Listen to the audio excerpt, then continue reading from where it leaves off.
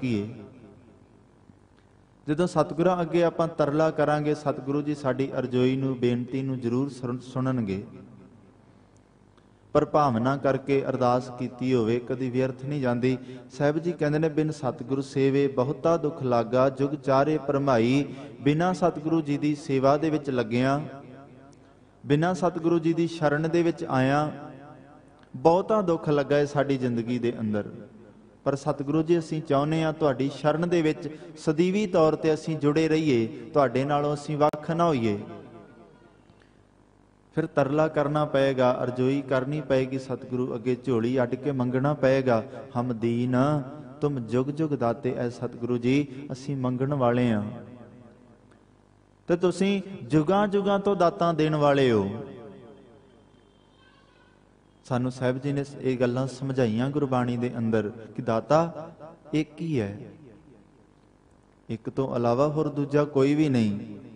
ਬੜੇ ਸੌਖੇ ਜਿਹੇ ਸ਼ਬਦ ਨੇ, ਦੱਦਾ ਦਾਤਾ ਏਕ ਹੈ, ਸਭ ਕੋ ਦੇਵਨਹਾਰ। ਦੱਦੇ ਅੱਖਰ ਤੋਂ ਸਾਨੂੰ ਸਿੱਖਿਆ ਦਿੱਤੀ ਹੈ ਕਿ ਦਾਤਾ ਇੱਕ ਹੀ ਹੈ, ਇੱਕ ਤੋਂ ਇਲਾਵਾ ਹੋਰ ਦੂਜਾ ਕੋਈ ਨਹੀਂ। ਹਾਂ, ਸੰਸਾਰਕ ਰਿਸ਼ਤਿਆਂ ਦੀ, ਸੰਸਾਰਕ ਮਨੁੱਖਾਂ ਦੀ ਲੋੜ ਪੈਂਦੀ ਹੈ, ਪਰ ਜੋ ਦਾਤ ਸਾਨੂੰ ਸਤਿਗੁਰੂ ਦੇ ਸਕਦਾ ਹੈ, ਜਿਹੜੀ ਦਾਤ ਸਾਨੂੰ ਗੁਰੂ ਕੋਲੋਂ ਮਿਲ ਜਾਣੀ ਹੈ, ਉਹ ਸੰਸਾਰਕ ਰਿਸ਼ਤਿਆਂ, ਸੰਸਾਰਕ ਮਨੁੱਖਾਂ ਕੋਲੋਂ ਅਸੀਂ ਨਹੀਂ ਪ੍ਰਾਪਤ ਕਰ ਸਕਦੇ। ਹੁਣ ਸਾਹਿਬ ਜੀ ਅੱਗੇ ਅਸੀਂ ਤਰਲਾ ਕਰਨਾ ਹੈ, ਅਰਜ਼ੋਈ ਕਰਨੀ ਹੈ। ਹਮ ਦੀਨ ਤੁਮ ਜੁਗ ਜੁਗ ਦਾਤੇ। ਸਤਿਗੁਰੂ ਜੀ, ਅਸੀਂ ਦੀਨ ਹਾਂ, ਅਸੀਂ ਮੰਗਣ ਵਾਲੇ ਹਾਂ, ਅਸੀਂ ਜਾਚਨਾ ਕਰਨ ਵਾਲੇ ਹਾਂ, ਪਰ ਤੁਸੀਂ ਤੇ ਬਖਸ਼ਾਂਦੋ, ਤੁਸੀਂ ਤੇ ਦਇਆ ਦੇ ਘਰ ਦੇ ਵਿੱਚ ਆ ਕਰਕੇ, ਤਰੁੱਠ ਕਰਕੇ ਸਾਡੀਆਂ ਝੋਲੀਆਂ ਭਰ ਸਕਦੇ ਹੋ।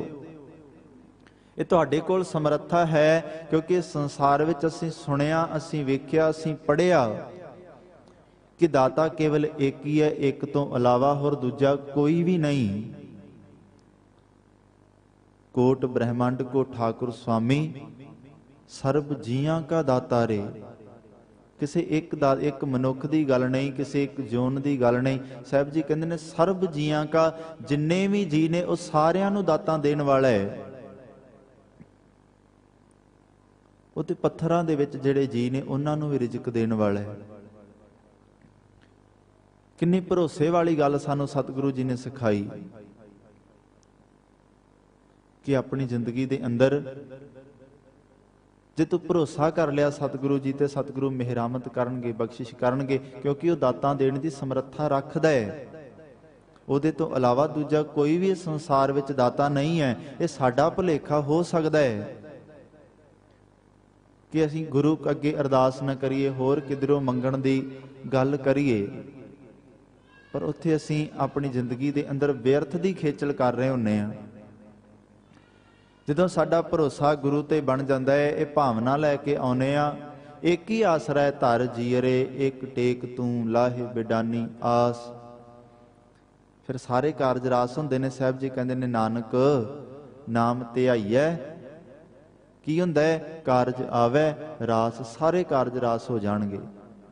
ਪਰ ਸ਼ਰਤ ਹੈ, ਕਾਰਜ ਤੇ ਸਾਰੇ ਰਾਸ ਹੋ ਜਾਣਗੇ, ਧਰ ਜੀਅਰੇ ਇੱਕ ਟੇਕ ਤੂੰ। ਐ ਮੇਰੀਏ ਜਿੰਦੇ, ਇੱਕ ਆਸਰਾ ਤੱਕਣਾ ਪੈਣਾ ਹੈ ਤੇ ਔਖਾ, ਪਰ ਜੇਕਰ ਤੂੰ ਇੱਕ ਅਕਾਲ ਪੁਰਖ ਦਾ ਆਸਰਾ ਤੱਕ ਲਏਗਾ, ਦਰ ਦਰ ਤੇ ਨਹੀਂ ਭਟਕੇਗਾ, ਜੀਵਨ ਦੇ ਅੰਦਰ ਫਿਰ ਟਿਕਾਓ ਆਉਣਾ ਆਰੰਭ ਹੋ ਜਾਏਗਾ, ਭਰੋਸਾ ਵੱਜ ਜਾਏਗਾ ਜ਼ਿੰਦਗੀ ਦੇ ਅੰਦਰ। ਫਿਰ ਸਾਨੂੰ ਪ੍ਰਤੀਤ ਹੋਏਗਾ ਕਿ ਦਾਤਾ ਜਿੱਥੇ ਇੱਕ ਹੈ, ਉਹਦੇ ਤੋਂ ਇਲਾਵਾ ਜੇ ਦਾਤਾ ਕੋਈ ਨਹੀਂ ਤੇ ਅਸੀਂ ਦਰ ਦਰ ਤੇ ਕਿਉਂ ਝੁਕਦੇ ਫਿਰੀਏ? ਫਿਰ ਜੇ ਦਾਤ ਹੀ ਸਾਨੂੰ ਇੱਕ ਕੋਲੋਂ ਮਿਲਣੀ ਹੈ। ਪਰ ਸਾਡੀ ਨਜ਼ਰ ਦਾ ਭੁਲੇਖਾ ਹੁੰਦਾ ਹੈ, ਸਾਨੂੰ ਲੱਗਦਾ ਹੈ ਕਿ ਦੁਨੀਆ ਦੇ ਵਿੱਚ ਨਹੀਂ, ਉੱਥੋਂ ਫਲਾਨੀ ਦਾਤ ਮਿਲਦੀ ਹੈ, ਉਸ ਦਰ ਤੋਂ ਸਾਨੂੰ ਮਿਲ ਜਾਏਗਾ। ਨਹੀਂ ਡਿੱਠੇ ਸਭੇ ਥਾਮ ਨਹੀਂ ਤੁਧ ਜੇਹਿਆ। ਤੇਰੇ ਦਰ ਵਰਗਾ ਇਸ ਸੰਸਾਰ ਵਿੱਚ ਕਿਧਰੇ ਹੋਰ ਦਰ ਨਹੀਂ।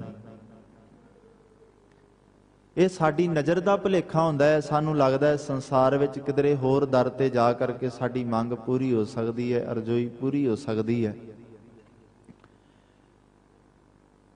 ਪਰ ਜਦੋਂ ਸਾਡੀ ਨਜ਼ਰ ਦਾ ਭੁਲੇਖਾ ਹੁੰਦਾ ਹੈ ਤੇ ਅਸੀਂ ਭਟਕ ਜਾਂਦੇ ਹਾਂ, ਭੁਲੇਖਿਆਂ ਵਿੱਚ ਪੈ ਜਾਂਦੇ ਹਾਂ। ਅਸੀਂ ਇੱਕ ਦਾਤੇ ਨੂੰ ਵਿਸਾਰ ਦਿੰਦੇ ਹਾਂ, ਇੱਕ ਦਾਤੇ ਨੂੰ ਭੁੱਲ ਜਾਂਦੇ ਹਾਂ। ਛੋਟੀ ਜੀ ਉਦਾਹਰਣ ਦੇ ਨਾਲ ਸਾਨੂੰ ਸਮਝਣਾ ਸੌਖਾ ਹੋਏਗਾ ਕਿ ਕੇਵਲ ਸਾਡੀ ਨਜ਼ਰ ਦਾ ਹੀ ਭੁਲੇਖਾ ਹੁੰਦਾ ਹੈ ਕਿ ਫਲਾਨਾ ਵੀ ਦਾਤਾਂ ਦੇ ਰਿਹਾ ਹੈ, ਉਹਦੇ ਕੋਲੋਂ ਇਹ ਦਾਤ ਮਿਲ ਜਾਂਦੀ ਹੈ। ਜੇਕਰ ਅਸੀਂ ਵੀ ਜਾਈਏ ਤਾਂ ਸਾਡੀ ਵੀ ਇਹ ਮੰਗ ਪੂਰੀ ਹੋ ਜਾਏਗੀ। ਕਹਿੰਦੇ ਨੇ ਕਿਸੇ ਰਾਜੇ ਨੇ ਆਪਣੀ ਪ੍ਰਜਾ ਦੀ ਗੱਲ ਨਾ ਸੁਣੀ। ਉਸ ਪ੍ਰਜਾ ਦੇ ਲੋਕ ਸਾਰੇ ਇਕੱਠੇ ਹੋ ਕਰਕੇ ਯਤਨ ਕਰਦੇ ਨੇ, ਉਪਰਾਲਾ ਕਰਦੇ ਨੇ ਰਾਜੇ ਨੂੰ ਮਨਾਇਆ ਜਾਵੇ। ਰਾਜਾ ਨਹੀਂ ਮੰਨਦਾ, ਪਰ ਕਹਿੰਦੇ ਨੇ ਇੱਕ ਫਕੀਰ ਹੈ ਜਿਹਦੀ ਉਹ ਰਾਜਾ ਗੱਲ ਮੰਨ ਸਕਦਾ ਹੈ। ਉਹ ਸਾਰੇ ਮਨੁੱਖ ਇਕੱਤਰ ਹੋ ਕਰਕੇ, ਇਕੱਠੇ ਹੋ ਕਰਕੇ ਜਾਂਦੇ ਨੇ ਤੇ ਉਸ ਪੀਰ ਫਕੀਰ ਅੱਗੇ ਅਰਜ਼ੋਈ ਕਰਦੇ ਨੇ ਕਿ ਅਸੀਂ ਤੇ ਆਪਣਾ ਜ਼ੋਰ ਲਾ ਲਿਆ, ਪਰ ਉਹ ਗੱਲ ਸਾਡੀ ਨਹੀਂ ਸੁਣਦਾ। ਪਰ ਜੇਕਰ ਤੁਸੀਂ ਤਰਲਾ ਕਰੋ, ਮਿੰਨਤ ਕਰੋ ਤੇ ਉਹ ਤੁਹਾਡੀ ਗੱਲ ਜ਼ਰੂਰ ਸੁਣ ਸਕਦਾ ਹੈ। ਤੇ ਉਸ ਪੀਰ ਫਕੀਰ ਨੇ ਕਿਹਾ ਕਿ ਮੇਰਾ ਭਰੋਸਾ ਤੇ ਇੱਕ ਤੇ ਹੈ, ਮੈਂ ਕਦੀ ਕਿਸੇ ਮਨੁੱਖ ਕੋਲੋਂ ਨਹੀਂ ਮੰਗਦਾ। ਜੇ ਮੈਨੂੰ ਪਤਾ ਹੈ ਕਿ ਦਾਤਾਂ ਦੇਣ ਵਾਲਾ ਇੱਕ ਹੀ ਹੈ, ਫਿਰ ਮੈਂ ਦਰ ਦਰ ਤੇ ਕਿਉਂ ਭਟਕਾਂ, ਕਿਸੇ ਮਨੁੱਖ ਕੋਲੋਂ ਕਿਉਂ ਮੰਗਾਂ। ਕਹਿੰਦੇ ਨੇ ਉਸ ਸਿਆਣੇ ਪੁਰਖ ਨੇ ਜਦੋਂ ਇਹ ਗੱਲ ਕਹੀ, ਕਹਿੰਦੇ ਨੇ ਨਹੀਂ, ਤੁਸੀਂ ਸਾਡਾ ਕਰਕੇ ਮੰਗ ਤੇ ਰੱਖੋ ਉਹਦੇ ਅੱਗੇ। ਕਹਿੰਦੇ ਨੇ ਸਾਰੇ ਇਕੱਤਰ ਹੋ ਕੇ ਚਲੇ ਗਏ। ਉਹ ਲੋਕ ਵੀ, ਉਹ ਪੀਰ ਫਕੀਰ ਜਿਹੜਾ ਸੀ ਉਹ ਵੀ ਨਾਲ ਤੁਰ ਪਿਆ। ਸਾਰੇ ਜਾ ਕਰਕੇ ਉਸ ਰਾਜੇ ਦੇ ਦਰਬਾਰ ਦੇ ਸਾਹਮਣੇ ਜਦੋਂ ਖੜੇ ਨੇ, ਵੇਖਿਆ ਕੀ ਹੈ, ਉਸ ਪੀਰ ਨੇ, ਸਿਆਣੇ ਪੁਰਸ਼ ਨੇ ਆਪਣੀਆਂ ਅੱਖਾਂ ਦੇ ਨਾਲ ਤੱਕਿਆ ਕਿ ਉਹ ਰਾਜਾ ਜਿਹਦੇ ਅੱਗੇ ਇਹ ਦੁਨਿਆਵੀ ਲੋਕ ਮੰਗਾਂ ਲੈ ਕਰਕੇ ਗਏ ਨੇ, ਆਸ ਲੈ ਕੇ ਗਏ ਨੇ ਕਿ ਸਾਡੀ ਮੰਗ ਇਹ ਪੂਰੀ ਕਰੇਗਾ, ਸਾਡੀ ਇਹ ਬੇਨਤੀ ਨੂੰ ਪ੍ਰਵਾਨ ਕਰੇਗਾ। ਕਹਿੰਦੇ ਨੇ ਉਹ ਰਾਜਾ, ਉਹ ਮਨੁੱਖ ਆਪ ਹੱਥ ਅੱਡ ਕਰਕੇ ਕਿਸੇ ਕੋਲੋਂ ਅਰਜ਼ੋਈਆਂ ਕਰ ਰਿਹਾ ਹੈ, ਜਾਚਨਾ ਕਰ ਰਿਹਾ ਹੈ, ਮੰਗ ਰਿਹਾ ਹੈ। ਜਿਹੜਾ ਫਕੀਰ ਗਿਆ ਸੀ ਕਹਿੰਦਾ ਮੇਰਾ ਭਰੋਸਾ ਤੇ ਪਹਿਲਾਂ ਹੀ ਸੀ ਕਿ ਦਾਤਾਂ ਦੇਣ ਵਾਲਾ ਇੱਕ ਹੀ ਹੈ, ਉਹਦੇ ਤੋਂ ਇਲਾਵਾ ਦੂਜਾ ਕੋਈ ਨਹੀਂ, ਪਰ ਮੈਂ ਤੁਹਾਡੇ ਕਹਿਣ ਤੇ ਇੱਥੇ ਆ ਗਿਆ ਰਾਜੇ ਦੇ ਦਰਬਾਰ ਤੱਕ, ਤੇ ਆ ਕਰਕੇ ਮੈਂ ਮੰਗ ਵੀ ਕਰਨੀ ਸੀ ਕਿਉਂਕਿ ਤੁਹਾਡੇ ਨਾਲ ਆ ਗਿਆ ਸੀ, ਤੁਸੀਂ ਅਰਜ਼ੋਈ ਕੀਤੀ ਹੈ, ਮੈਨੂੰ ਤਰਲਾ ਕੀਤਾ ਹੈ, ਮੈਂ ਇੱਥੋਂ ਤੱਕ ਆ ਗਿਆ। ਪਰ ਕਹਿੰਦੇ ਨੇ ਉਹ ਫਕੀਰ ਜਿਹੜਾ ਸੀ ਉਹ ਵਾਪਸ ਮੁੜ ਗਿਆ। ਲੋਕਾਂ ਨੇ ਕਿਹਾ ਆਪਾਂ ਆਏ ਸੀ ਜਿਸ ਕੰਮ ਦੇ ਲਈ, ਅਜੇ ਆਪਣਾ ਉਹ ਕੰਮ ਪੂਰਾ ਨਹੀਂ ਹੋਇਆ, ਤੁਸੀਂ ਵਾਪਸ ਵੀ ਮੁੜ ਗਏ।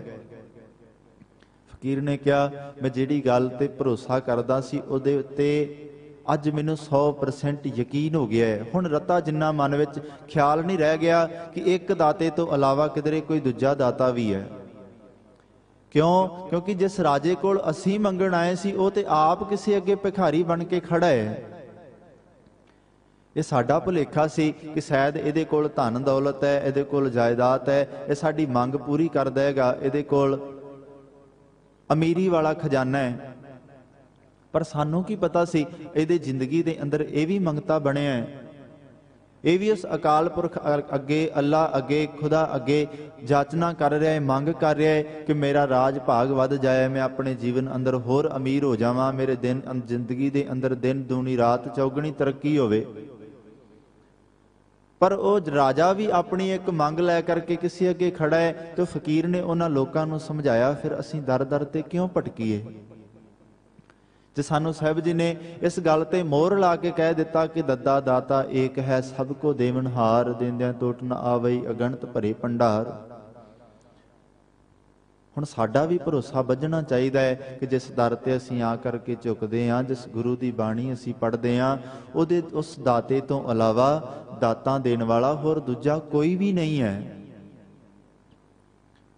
ਸੁੱਖ ਦੀ ਮੰਗ ਕਰਨੀ ਹੈ, ਧਨ ਦੌਲਤ ਦੀ ਮੰਗ ਕਰਨੀ ਹੈ, ਦੁਨਿਆਵੀ ਸਹੂਲਤ ਦੀ ਮੰਗ ਕਰਨੀ ਹੈ, ਅਧਿਆਤਮਿਕ ਸਹੂਲਤ ਦੀ ਗੱਲ ਕਰਨੀ ਹੈ, ਸਾਰੀ ਗੱਲ ਅਸੀਂ ਗੁਰੂ ਦੇ ਕੋਲ ਕਰਨੀ ਹੈ। ਕਿਉਂਕਿ ਗੁਰੂ ਅੰਤਰਜਾਮੀ ਹੈ, ਸਾਡੀ ਹਰ ਇੱਕ ਗੱਲ ਨੂੰ ਉਹ ਜਾਣਦਾ ਹੈ, ਪਹਿਚਾਣਦਾ ਹੈ, ਸਮਝਦਾ ਹੈ, ਤੇ ਤਰਲਾ ਉਹਦੇ ਅੱਗੇ ਕਰਨਾ ਹੀ ਜਾਇਜ਼ ਹੈ ਜਿਹੜਾ ਸਾਡੀ ਗੱਲ ਨੂੰ ਸਮਝੇ ਵੀ। ਤੇ ਇਸ ਗੁਰੂ ਤੋਂ ਵੱਧ ਹੋਰ ਸਾਡੀ ਲਾਈਫ ਬਾਰੇ ਕੌਣ ਜਾਣਕਾਰ ਹੋ ਸਕਦਾ ਹੈ। ਸਾਹਿਬ ਜੀ ਬਚਨ ਕਰਦੇ ਨੇ, ਹਮ ਦੀਨ ਤੁਮ ਜੁਗ ਜੁਗ ਦਾਤੇ ਐ ਸਤਿਗੁਰੂ ਜੀ। ਅਸੀਂ ਦੀਨ ਆ, ਅਸੀਂ ਜਾਚਨਾ ਕਰਨ ਵਾਲੇ ਆ, ਮੰਗਣ ਵਾਲੇ ਆ, ਪਰ ਤੁਸੀਂ ਤੇ ਜੁਗਾਂ ਜੁਗਾਂ ਤੋਂ ਦਾਤਾਂ ਦੇਣ ਵਾਲੇ ਹੋ। ਇਹ ਸਾਡਾ ਸੁਭਾਅ ਮੰਗਣ ਦਾ ਹੈ ਤੇ ਤੁਹਾਡਾ ਵੀ ਤੇ ਸੁਭਾਅ ਹੈ ਬਖਸ਼ੰਦ, ਕਿਰਪਾਲੂ, ਦਿਆਲੂ, ਦਾਤਾਂ ਦੇਣ ਵਾਲੇ। ਤੁਸੀਂ ਵੀ ਤੇ ਦਾਤਾਰ ਹੋ। ਫਿਰ ਅਸੀਂ ਦਰ ਦਰ ਤੇ ਕਿਉਂ ਭਟਕੀਏ? ਅਰਦਾਸ ਕਰੀਏ, ਤੁਮ ਦਾਤੇ ਠਾਕੁਰ ਪ੍ਰਤਿਪਾਲਕ, ਤੁਸੀਂ ਸਾਡੀ ਪ੍ਰਤਿਪਾਲਨਾ ਕਰਨ ਵਾਲੇ ਹੋ। ਸਾਡੇ ਜ਼ਿੰਦਗੀ ਅੰਦਰ ਇਹ ਭਰੋਸਾ ਵੱਜ ਗਿਆ ਹੈ ਹੁਣ ਕਿ ਇਸ ਦੁਨੀਆ ਦੇ ਅੰਦਰ ਭਟਕਣ ਦੇ ਨਾਲ ਨਹੀਂ, ਤੁਹਾਡੇ ਦਰ ਤੇ ਹਰ ਇੱਕ ਪੱਖ ਤੋਂ ਜਦੋਂ ਅਸੀਂ ਸਮਰਪਿਤ ਹੋ ਜਾਵਾਂਗੇ, ਜੀਵਨ ਅੰਦਰ ਖੇਡ ਬਣ ਜਾਏਗੀ। ਸਾਹਿਬ ਜੀ ਬਖਸ਼ਿਸ਼ ਕਰਦੇ ਨੇ, ਹਰ ਜੀਓ ਕਿਰਪਾ ਕਰੋ ਤੁਮ